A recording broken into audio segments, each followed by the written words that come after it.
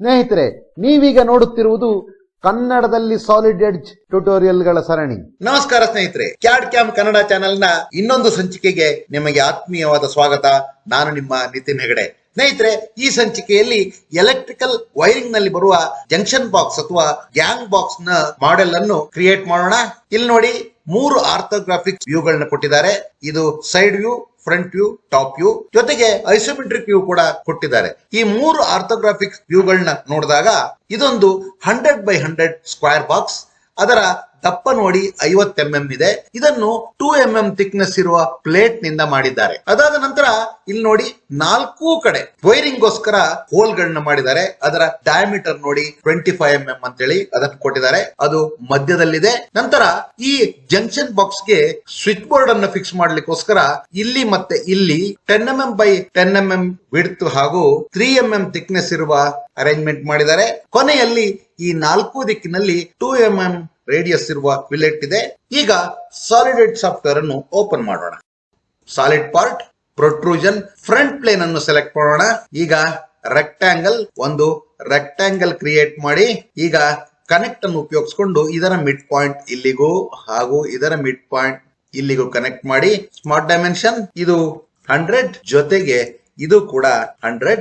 Return ಇಲ್ಲಿ symmetric extent ಅಂತ ಕೊಟ್ಟು ಡಿಸ್ಟೆನ್ಸ್ ನಲ್ಲಿ 50 ಅಂತ ಎಂಟರ್ ಮಾಡಿ. ಫಿನಿಶ್ ಅಂತ ಕೊಡಿ. ಇಲ್ಲಿ ಮತ್ತೆ ಇಲ್ಲಿ ನೋಡಿ, ಈ ಶೀಟ್ ಮೆಟಲ್ ನ ಯೂನಿಫಾರ್ಮ್ ಥಿಕ್ನೆಸ್ 2 mm ಅದನ್ನು ಕ್ರಿಯೇಟ್ ಮಾಡೋಣ.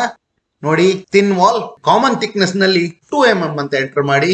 ಎಲ್ಲಿ ಅಂತ ಕೇಳ್ತಾ ಇದೆ, ಈ ಫೇಸ್ ಅನ್ನು ಸೆಲೆಕ್ಟ್ ಮಾಡಿ. ಈಗ ಅಕ್ಸೆಪ್ಟ್, ಪ್ರಿವ್ಯೂ, ಫಿನಿಶ್. ನೋಡಿ, 2 mm ವಾಲ್ ಥಿಕ್ನೆಸ್ ಇರುವ ಒಂದು ಬಾಕ್ಸ್ ಕ್ರಿಯೇಟ್ ಆಗಿದೆ. ಈಗ ಸ್ಕ್ರೂ ಹಾಕುವ ಈ ಜಾಗವನ್ನು ಕ್ರಿಯೇಟ್ ಮಾಡೋಣ. ಇದರ ಡೈಮೆನ್ಷನ್ 10x10 ಇದೆ. ಇಲ್ಲಿ ಫಿಲೆಟ್ ರೇಡಿಯಸ್ 5 mm ಇದೆ ಮತ್ತು ಮಧ್ಯದಲ್ಲಿರುವ ಹೋಲಿನ ಡಯಾಮೀಟರ್ 5 mm ಇದೆ. ಮತ್ತೆ ಪ್ರೊಟ್ರೂಷನ್ ಯಾವ ಫೇಸ್ ಅಂತ ಕೇಳ್ತಾ ಇದೆ. ಇಲ್ಲಿ ತಂದು ಈ ಥಿನ್ ವಾಲ್ ನ ಈ ಫೇಸ್ ಅನ್ನು ಸೆಲೆಕ್ಟ್ ಮಾಡಿ. ಅದಾದ ನಂತರ ಮತ್ತೆ ರೆಕ್ಟಾಂಗಲ್, ಇಲ್ಲಿಂದ ಹೀಗೆ ಅದೇ ರೀತಿ ಇನ್ನೊಂದು ರೆಕ್ಟಾಂಗಲ್ ಕ್ರಿಯೇಟ್ ಮಾಡಿ. ಈಗ ಕೊಲಿನಿಯರ್ ಅನ್ನು ಕನ್ಸ್ಟ್ರೆಂಟ್ ನ ಯೂಸ್ ಮಾಡಿಕೊಂಡು ಈ ಲೈನ್ ಇಲ್ಲಿಗೆ ಕೊಲಿನಿಯರ್, ಇದು ಇಲ್ಲಿಗೆ ಕೊಲಿನಿಯರ್, ಅದೇ ರೀತಿ ಇದು ಇಲ್ಲಿಗೆ ಕೊಲಿನಿಯರ್, ಇದು ಇಲ್ಲಿಗೆ ಕೊಲಿನಿಯರ್. ನಂತರ ಈಕ್ವಲ್ ಅನ್ನೋ ಕನ್ಸ್ಟ್ರೆಂಟ್ ನ ಉಪಯೋಗಿಸ್ಕೊಳ್ಳಿ. ಈ ಲೈನು ಈ ಲೈನಿಗೆ ಈಕ್ವಲ್ ಆಗಿರ್ಲಿ, ಅದೇ ರೀತಿ ಈ ಲೈನು ಈ ಲೈನಿಗೆ ಈಕ್ವಲ್ ಆಗಿರ್ಲಿ, ಇದು ಇದಕ್ಕೆ ಈಕ್ವಲ್ ಆಗಿರ್ಲಿ. ಈಗ ಡೈಮೆನ್ಷನಿಂಗ್ ಮಾಡೋಣ. ಡಿಸ್ಟೆನ್ಸ್ ಬಿಟ್ವೀನ್ ಇಲ್ಲಿಂದ ಇಲ್ಲಿಗೆ ಇದು 10 ಅಂತ ಎಂಟರ್ ಮಾಡೋಣ. ಈಕ್ವಲ್ ಆಗಿ ಎಲ್ಲ ಕಡೆ 10 ಬರುತ್ತೆ. ಮತ್ತೆ ಡಿಸ್ಟೆನ್ಸ್ ಬಿಟ್ವೀನ್ ಬೇಕಾದ್ರೆ ಇಲ್ಲಿಂದ ಇಲ್ಲಿಗೆ ನೋಡಿ, ಇದು ಕೂಡ 10 mm ಅಂತ ತೋರಿಸ್ತಾ ಇದೆ. ಇಲ್ಲಿರುವ ರಿಲೇಶನ್ಶಿಪ್ ಹ್ಯಾಂಡಲ್ ಗಳು ನಿಮಗೆ ತೊಂದರೆ ಮಾಡ್ತಾ ಇದ್ರೆ ಅದನ್ನ ಬೇಕಾದ್ರೆ ಆಫ್ ಮಾಡ್ಕೊಳ್ಳಿ, ಅದು ಹೋಗುತ್ತೆ. ಬೇಕಂದಾಗ ಇಲ್ಲಿ ಆನ್ ಮಾಡ್ಕೊಳ್ಳಿ. ಈಗ ಇಲ್ಲಿ ಫಿಲೆಟ್ ಗೆ ಹೋಗಿ ರೇಡಿಯಸ್ ಅಲ್ಲಿ 5 ಅಂತ ಕೊಡಿ. ಅಲ್ಲಿ ತೆಗೆದುಕೊಂಡು ಹೋಗಿ ಇಲ್ಲಿಡಿ, ಜೊತೆಯಲ್ಲಿ ಇಲ್ಲಿಡಿ. ಈಗ ಸರ್ಕಲ್ ಗೆ ಹೋಗಿ ಸರ್ಕಲ್ ನ ಡಯಾಮೀಟರ್ 5 ಅಂತ ಎಂಟರ್ ಮಾಡಿ. ಇಲ್ಲಿ ತೆಗೆದುಕೊಂಡು ಹೋದ್ರೆ ಇದರ ಸೆಂಟರ್ ಪಾಯಿಂಟ್ ಆಕ್ಟಿವೇಟ್ ಆಗ್ತದೆ, ಅಲ್ಲಿಡಿ. ಇಲ್ಲಿ ತೆಗೆದುಕೊಂಡು ಹೋದ್ರೆ ಇದರ ಸೆಂಟರ್ ಪಾಯಿಂಟ್ ಆಕ್ಟಿವೇಟ್ ಆಗ್ತದೆ, ಇಲ್ಲಿಡಿ. ಸ್ಮಾರ್ಟ್ ಡೈಮೆನ್ಷನ್ ಇಲ್ಲಿ ನೋಡಿ, ರೇಡಿಯಸ್ 5, ಹಾಗೆ ಇದು ನೋಡಿ ಡಯಾಮೀಟರ್ 5.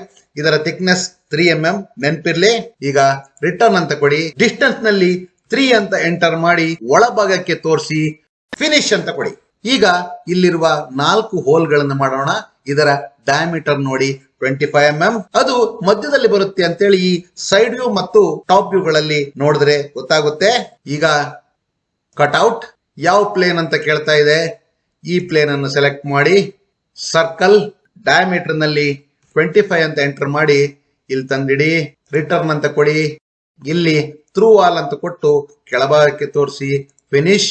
ಮತ್ತೆ ಕಟ್ಔಟ್ ಯಾವ ಪ್ಲೇನ್ ಕೇಳ್ತಾ ಇದೆ, ಈ ಪ್ಲೇನ್ ಅನ್ನು ಸೆಲೆಕ್ಟ್ ಮಾಡಿ. ಮತ್ತೆ ಸರ್ಕಲ್ ಬೈ ಸೆಂಟರ್ ಡಯಾಮೀಟರ್ ನಲ್ಲಿ 25 ಅಂತ ಎಂಟರ್ ಮಾಡಿ ಇಲ್ಲಿ ತಂದು ಹೀಗಿಡಿ. ಬೇಕಾದ್ರೆ ಡೈಮೆನ್ಷನ್ ನೋಡಿ, ರಿಟರ್ನ್, ಮತ್ತೆ ಸೇಮ್ ಪ್ರೊಸೀಜರ್, ಥ್ರೂ ವಾಲ್, ಇಲ್ಲಿ ಕ್ಲಿಕ್ ಮಾಡಿ ಫಿನಿಶ್. ಇನ್ನು ಬಾಕಿ ಇರೋದು ಈ ಆಲ್ ರೌಂಡ್ ಫಿಲೆಟ್. ಇದರ ರೇಡಿಯಸ್ 2 mm. ಅದನ್ನು ಕ್ರಿಯೇಟ್ ಮಾಡೋಣ. ರೌಂಡ್ ರೇಡಿಯಸ್ ನಲ್ಲಿ 2 ಅಂತ ಎಂಟರ್ ಮಾಡಿ.